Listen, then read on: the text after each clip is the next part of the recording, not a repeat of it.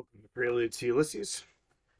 We're reading Blood and Honor by um, Reinhold Kirsten. Last time we read the foreword. I don't remember any of it. And there's some pictures. There's some stuff going on. I thought it was going to be a pro-Nazi book. I'm glad and disappointed that it isn't. I just kind of thought that evangelicals and Nazis were like gonna be. Never mind. It seems like maybe I have some prejudice I need to work out. Maybe your constant random small will help me find my evangelical stuff on my heart. Real quick. All right, so we're gonna read the prologue. No, we're not gonna read all this. All right. It's dedicated to just kids, Andrew, Peter, and Annette. Pretty fucking Nazi names. No big deal. Whose young lives have been so much more peaceful than mine. And whose concepts of blood and honor, which is the name of this book that I got from the library, actually. Whose concepts of blood and honor were not twisted by Nazi ideology. So he is a Nazi. Or he was a Nazi. When I pulled this from the free book thing, I was like, I either got to read it or like burn this book. Because I guess I am into burning some books. I thought I wasn't.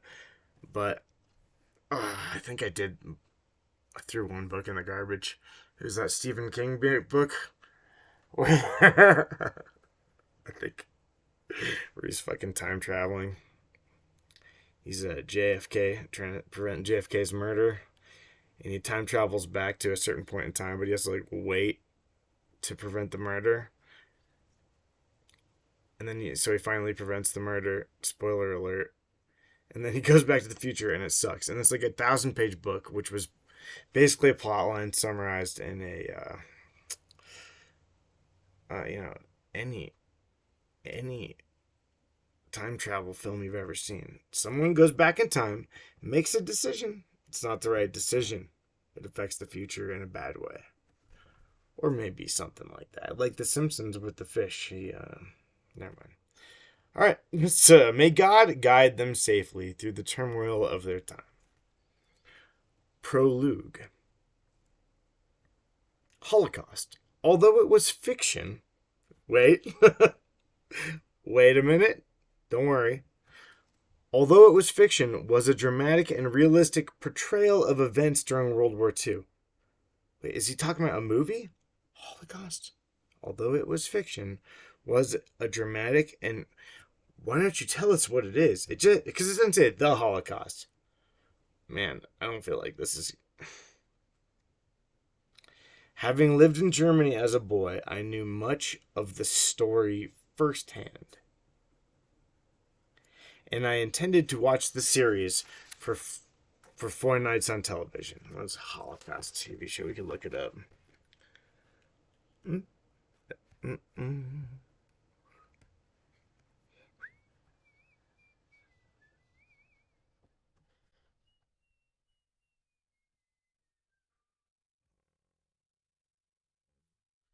was I going to say? Holocaust TV show. 1978? That sounds about right. TV movie, alright. It's a saga of a Jewish family's struggle to survive the horror of Nazi Germany's systematic marginalization and extermination of their community. It's got Meryl Streep in it. Holy shit. Is that her?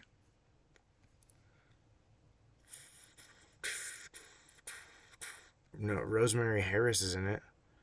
That's Spider-Man's mom. What? Hannibal's in it, maybe? I don't know who that is. Oh no, it's James Woods, Meryl Streep, and Michael Moriarty. I bet that's not the important part of the movie. Alright, that's fun. It's a thing. Okay, let's get started. And I intended to watch the series for 4 nights on television. By the end of part 1 on the first night, however, I was deeply troubled. Nazis hate TV. What I had experienced to be an evening and what I had expected to be an evening of entertainment had become a traumatic, soul-wrenching experience. On the second night, I knew I couldn't sit there in the living room with my family and watch. They knew nothing of the horrors of the war. My wife, Inger, born and raised in Sweden, was proud that her country had kept its political neutrality for almost 200 years. Our 3 children... Is that neutral? To avoid helping prevent a genocide? I would say that's not neutral. If you can prevent it. Right? Should you actively stop evil? I don't think I'm doing that. Alright, let's get started. I don't know if that's neutrality. Okay, wait, hold on. Let me just say something real quick. So, just conspiracy. What if... I was just thinking this outside, alright? It's not going to make sense. But what if... Like, the thing that separates human beings from, like, everything else is that we... Well, one of the many things will take care of our old people and our weak people and whatever, right? We'll take care of the olds, right? That's the main point. You don't usually take care of the olds, you know? Not a wildebeest. Hell no. Lions? No way, man. Well, maybe they do a little bit. Giraffes? No way. First to go.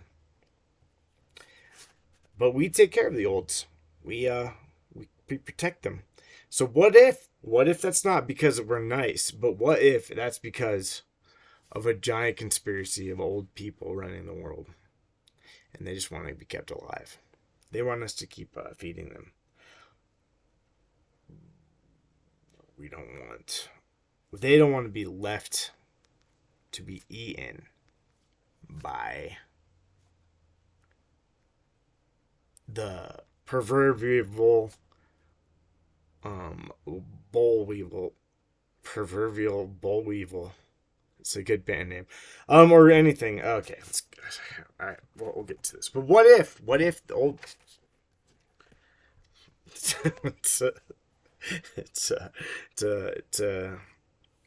It's like a Divergent series in the making. I've never seen Divergent or read it. I think it's based on this book, though. Born and raised in Sweden, politically neutral. 3 children born in Switzerland, Canada, and the United States. Wait, it says this. Our 3 children born in Switzerland, Canada, and the United States. Makes it sound like that's the names of the kids. That one kid's name is born in Switzerland, one kid's name is Canada, and one kid's name is the United States.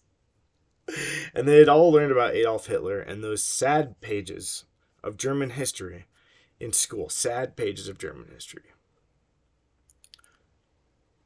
Sad is one way to describe it, for sure. It's a good way to describe it. Maybe I'm overthinking his Nazism, but like, I feel like the emotions maybe he should be worried about, or that I would expect from someone, would be guilt, maybe a little, probably. We'll see. Jesus probably fixes everything. So, sad pages of German history in school. We lived in a comfortable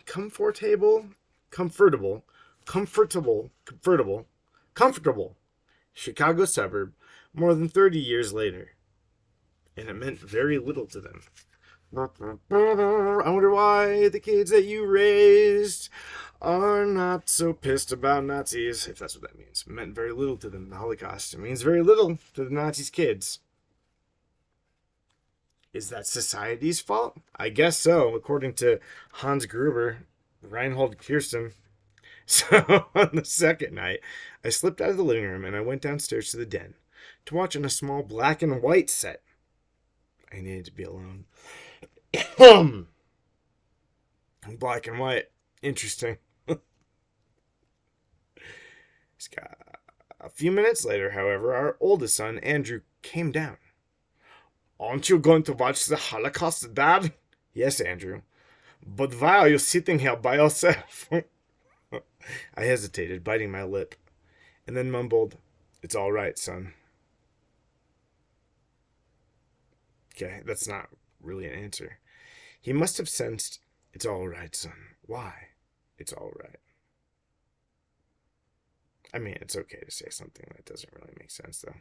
He must have sensed the uproar inside me, because he came back in a few minutes, placed a throw pillow on the floor beside me, and started watching the thing that they were watching upstairs. Or was he watching me, I wondered. Or was he watching me, I wondered. Should there be a question mark at the end of that? How did he cope with the fact that his father was a product of the nation that had deliberately destroyed 6 million Jewish men, women, and children? Product of the nation. I said, we'll see. Did it trouble him to know that I had, as a boy, clicked my heels, raised my stiff right arm, and cried Heil Hitler? Soon, we were both totally absorbed in the events on the screen.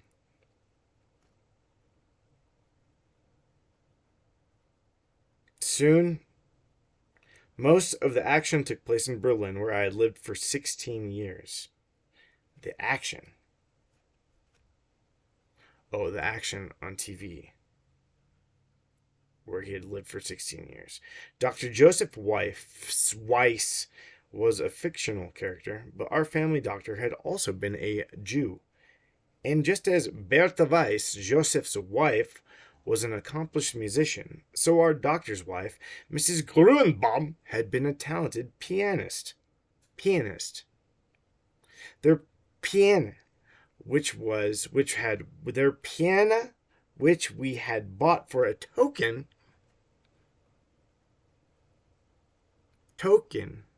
Is that a type of money?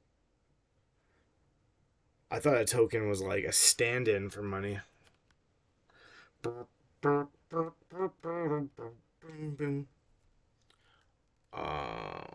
I guess, whatever. They took this woman's piano for a token, and it enhanced our home throughout most of the war. How nice. On that second night of the film, I saw the Weiss family struggle to cope with conditions in the Warsaw Ghetto and in Buchenwald. And there were Erich and Marta Dorf, proud, ambitious young Germans, playing their infamous parts in the Third Reich. Erich and Marta Dorf. I had known families like the Dorfs. I remembered some of them just a few years ago when I stood at Babi Yar, the deep ravine outside Kiev in the USSR, where Nazi SS commandos had massacred 33,000 Jews in 2 days. I remember some of them just a few years ago. This sentence is a fucking nightmare. I remembered some of them just a few years ago, is when the memory is, when I stood at Babi Yar, a few years ago, the deep ravine outside of Kiev, where Nazi SS commandos had massacred 33,000 Jews in under 2 days. It seems like that's not a good sentence. Because it indicates a specific time, then has a comma, and then it says where the Nazis did something, which will also make it seem like they did that just a few years ago. But that's not what it means. Come on, Hans Landa. Reinhold Kirsten. For years, I had disclaimed any connection. For years, however, I had disclaimed any connection with the atrocities. After all, I had been just a kid of 8 when the war broke out. It's not funny. I disclaimed any connection with the atrocities. Disclaimed. Well, maybe this is a translated book, too. And all through those dismal years, I had known nothing of a Holocaust in quotations. Yet the fact that I had grown up among the people who sought to exterminate European Jewry kept haunting me.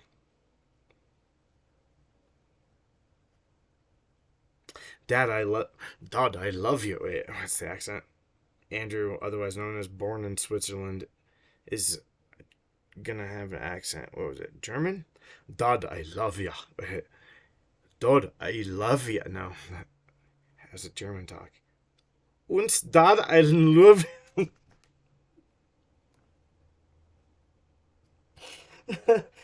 Uns Dad.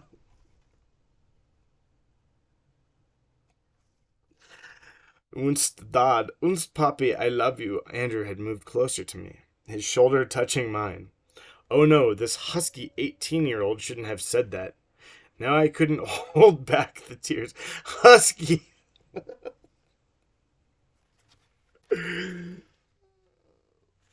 I think husky is 1980s speak for chubby, which is 90s speak for thick, which is 2000s speak for I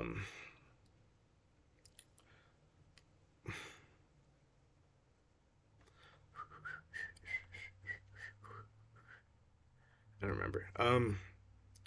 Short and okay, that's a different song. Husky 18-year-old.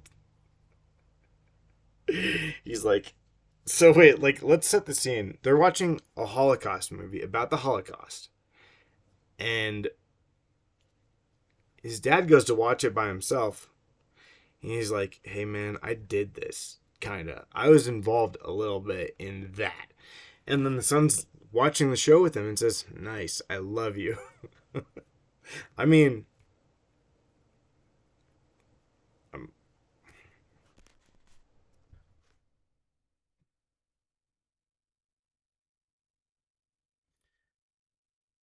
you feel low, don't you? No wait. Once you feel low, Papi, don't you? I can only nod and wipe my eyes. George Santayana had warned us that those who do not remember the past are condemned to relive it. Had warned us that those who do not remember the past are condemned to relive it. Warned us that. That's a joke. Went to a Qigong class today, and the teacher is great, but she said something just like stupid. I don't remember what it was. And then after that she said, "That's my silly joke." It doesn't matter what she said. I don't remember it obviously, but I don't know. It's pretty good. I like that. I like it when people tell you they're joking after no one laughs. It's not bad either. What was it? All right, let's read this book. Has warned us that those who do not remember the past are condemned to relive it. What? I wanted to remember. Yes, I wanted to remember so that I would not have to relive those tragic years. That's reliving and remembering are synonymous terminologies. Synonymous in terminology, or like other people might say, close together on the thinky scale with words. Alright, no, what? Has warned us that those who do not remember the past are condemned to relive it. I wanted to remember. Yes, I wanted to remember so that I would not have to relive those tragic years. Fucking what? Alright, whatever. And so that neither my children nor their children would ever have to know anything like it. Okay, alright. I wanted to know that it could not ever happen again. I don't know if that's appropriate use of commas. I wanted to know that it would not, could not ever happen again. think you need some kind of like slanty letters there. Could not, italics. Italian. You need to throw some Italian shit on that. Otherwise, like, I wanted to know that it could not ever happen again. I mean, I guess that maybe makes sense for a German. Was he German? Baron Reinhold? Oh my god. This book rocks. I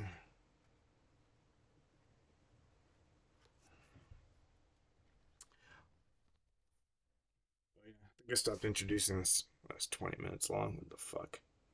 Welcome to Prelude to Ulysses. I've fallen back on writing. I'm reading a bunch of books. What was I reading? Oh, a bunch of shit. A bunch of little stuff. And also the Bible. I don't know. I have the Bible right here somewhere. It's so bad. So bad. So dry and boring. Oh, but so now I'm reading this thing that I found at the free library. Because I thought that someone put Nazi propaganda in the free library. It looks like it. So we're reading Blood and Honor. See, I wish I didn't even put that up there. I don't feel like I should have a swastika ever on this shit. Can I edit that out?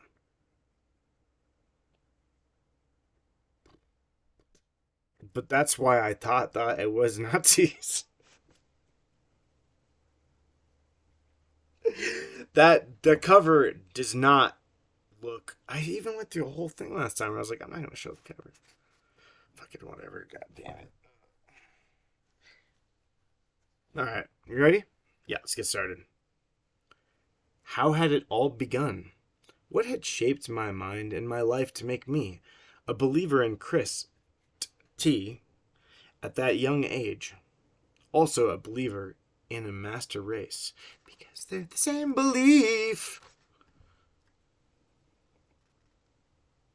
If you believe that only Christians go to heaven, then you believe in a master race. If you believe that only certain people should be respected, you believe in a master race. Right? If you believe that your secret knowledge, you and your kin, or brotherhood or whatever, brotherhood of the wolves or whatever you call a church gang these days. If y'all, what was I saying? What had led to the broken dream into my frantic flight as a refugee across a war-torn continent. I've been unprotected for 40 days. Fucking McAfee. Thanks for telling me. Let's try to make it to 60 days. It's a new record, probably. Oh, shit.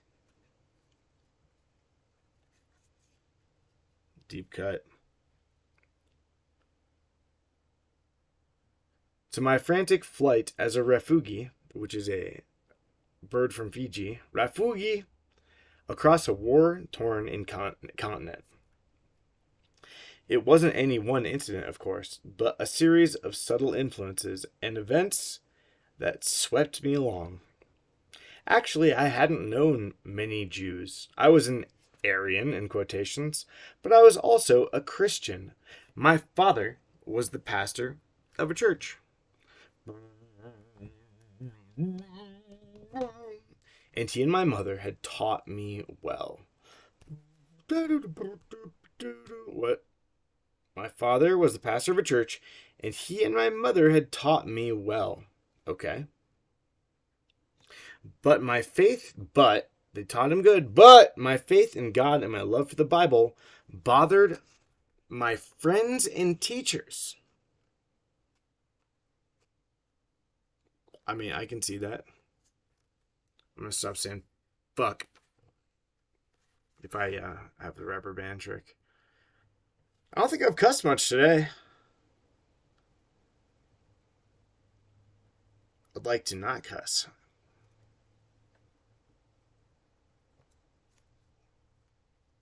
Or maybe use old timey curse words like fuck.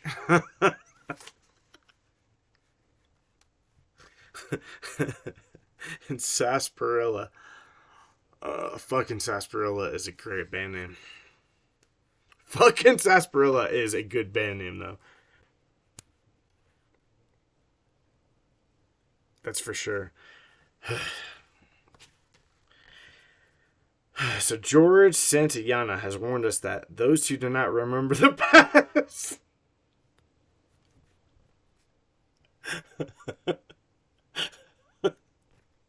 are condemned to relive it.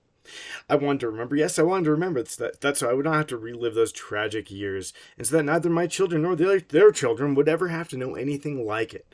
I wanted to know that it could not ever happen again. How had it all begun? What had shaped my mind and my life to make me a believer in Chris T at that young age, also a believer in a master race? What had led to the broken dream and to my frantic flight as a refugee across a war-torn continent?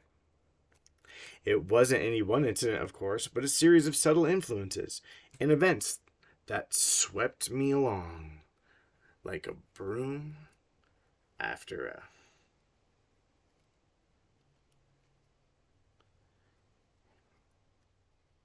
dance. Some pretty major hand issues. It sucks. Hands and everything else, but still, I wasn't any one incident, of course, but a series of subtle influences and events that swept me along. Actually, I hadn't known many Jews. I was an Aryan, but I was also a Christian. My father was the pastor of a church, and he and my mother taught me well. But my faith in God and my love for the Bible bothered my friends and teachers. Good. I mean, let's be real. I bothered every single person in my life. Every day. Just how I do it. So that's not that weird. In their view, I mean, I wouldn't be so boring as to do it with just God and Bible stuff. You know, it's just that's where you're failing. Is when you want to bother people nonstop, you have to be creative. And you also have to not bother them a lot too, because you want to keep them reeled in, right? So they don't know when you're gonna bother them. That's the trick.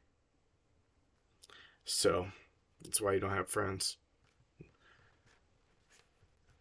Reinhold, Judge Reinhold, no, Reinhold Kirsten. I wish I didn't show the cover of this book. I don't want to have the cover of this book. My friend was coming over. Well, she was gonna come over tomorrow. But now it's another day. But I thought she's coming over tomorrow. And this book was sitting here. And I covered it up. Not even thinking about it. I was like, I don't want them to know. I don't want to explain this book. Well, I think I'm okay with explaining it. I guess my fear would be that someone would see this book. And think that I'm reading it not ironically on a website that I never tell anybody about or share with anybody. That's probably the harder thing to explain. And then I might have to explain that I have hundreds of hours of footage of me reading or doing this. This is really just a diary, that's all, with books involved. Old people took over the world. Oh, yeah. In their view, there was no room. I wonder what it's going to say. No room on the cake. No, for fairy tales and a weak reliance on some external force. What? His parents, in their view, there was no room. No, the view of friends and teachers. In their view, there was no room for fairy tales and a weak reliance on some external force. Oh, like his belief in God. Yes, God. At least not for a German boy. Oh my God, I hate this so much. I don't want to read it. I'm gonna get something to drink. I could pause it. I don't know, but it's a good time to think.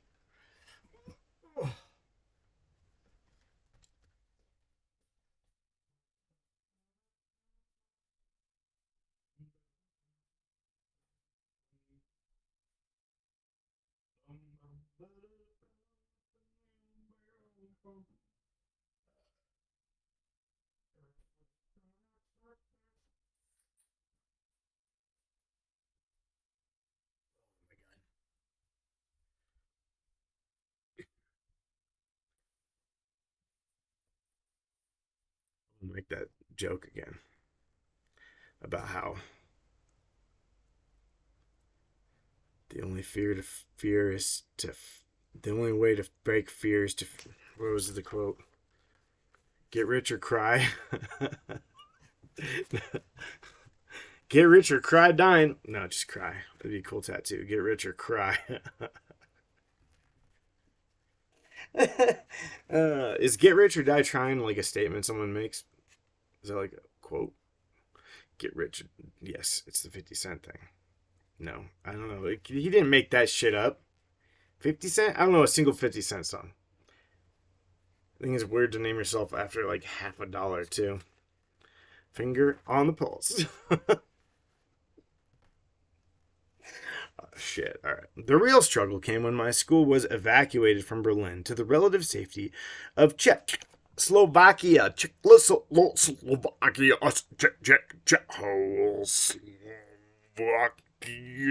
Czech. There, the pervasive religion of the state, as well as plain human. There, the pervasive religion of the state, as well as plain human cruelty, began to squeeze out the Christianity I had seen and lived at home. What? Oh, the religion of the Nazi state. I guess Czechoslovakia was like, I don't know. I don't know anything about Czechoslovakia.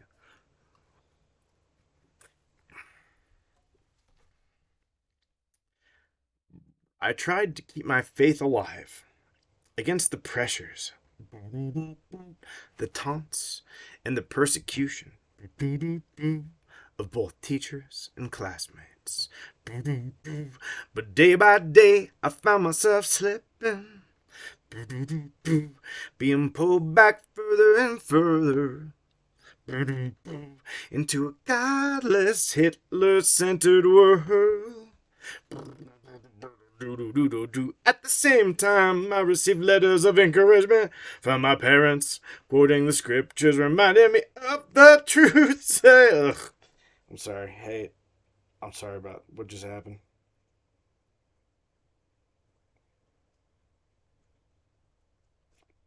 We'll edit all that out. Oh, God, this book sucks.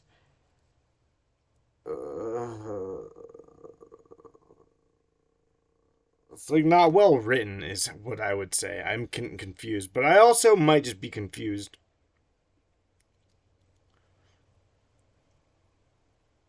Nice. I like that bright light in my face. All right, what? At the same time, oh yeah, parents are like, all right, here's Bible shit. Stay in Czechoslovakia. So I guess his parents are still in Berlin, reminding me of the truths they taught me. And I knew that though my father was fighting on some faraway front, and my mother was holding out alone in Berlin. Sorry.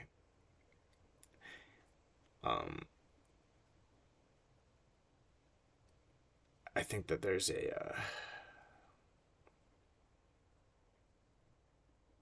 negative stereotype about Nazi women that stay at home. That they're hot. They're not. They're fucking not, alright? Or just the women at home in Holocaust movies. They're like, oh my god, everything has been so hard, but I've collected 45 plums. I'll give you 10 if you protect me for one night. If you protect me for one night. My plums are yours. I picked them, I grew them to the floorboards. Remember, Nazis aren't hot like that. Put that on a shirt. Put that on your bumper sticker. Tattoo that on your rosary beads. You know what I mean? Something to think about. And my mother was holding out alone in Berlin. Not going to make any statements about that. Their prayers were building a wall of protection around me. Oh, cool. Is this dad a Nazi? Fucking killing Jewish people in the Holocaust that's happening right here. Is his dad doing that, you think? And then protecting him with his aura of scripture statements mailed from wherever? The front line? I wonder how many letters are faked from the front line. Probably send a boilerplate like 1 of 10 and it'd be alright.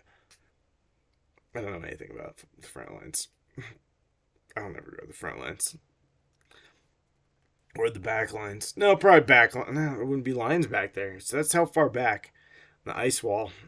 Let's not. Okay, let's get this going.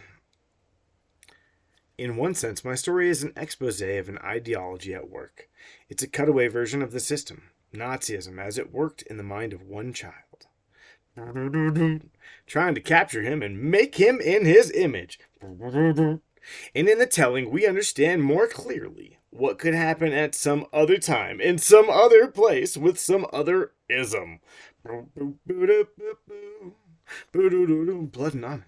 Starring Reinhold Kirsten as Reinhold Kirsten. Who else would be in this?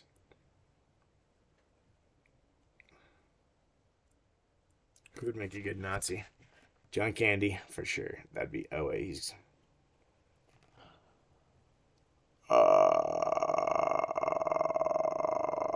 good Nazi.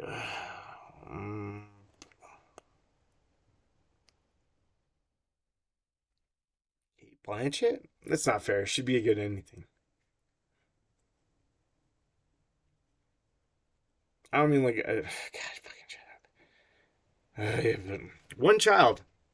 I think there's some bias involved in trying to write your story always. I just don't know what to think about this. I don't trust the author. I don't trust him telling us that we're going to understand more clearly a larger picture when what our story we have here is going to be a biography about a guy who was involved in some majorly problematic ideology, to say the least. And he's covering his ass. He's gonna be, right? Maybe he's being honest. He might be being honest. But I just know, whatever.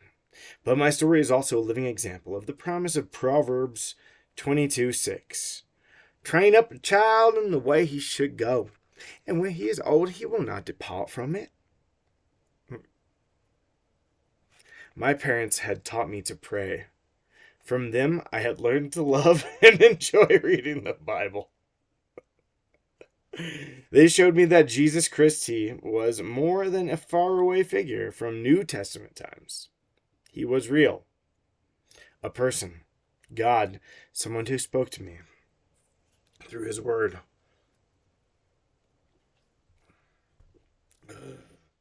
I survived physically not because I was tougher or better than those around me, but because by the grace of God, whoa, he wanted me to. I mean, it's everything that survives because God wants it to, right? So like Hitler. Not because I was tougher or better, but because of the grace of God, he wanted me to. I survived spiritually. I guess Hitler didn't. Probably not. I was more pious or more religious than any of my peers. Pious is not a good thing, is it? We'll look that word up. But because... Oh, excuse me. Someone burps over here. Not because I was more pious or more religious than my peers, but because my parents had implanted deeply in me at an early age a love for God and his son Jesus Christ, which a love for God and his son Jesus Christ is another way of saying more religious that it was implanted deeply means more religious. And right after he says, does not because he's more religious. They had trained me in the godly way they wanted me to go. And as I grew, I did not depart from it, like flight 923.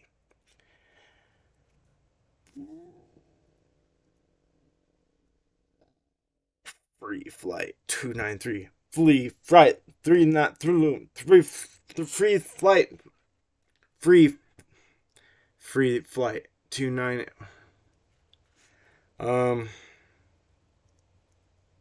That's the end of the prologue. Lots of thoughts. Most of them are I don't know, man. It's fine. It's not as horrifying. Well, I don't know. I think he's a bad writer.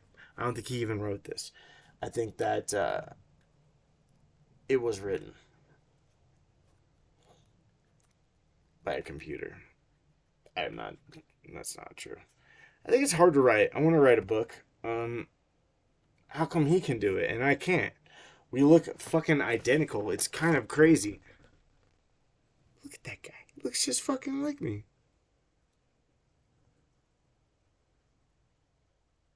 Some glasses. I don't know glasses.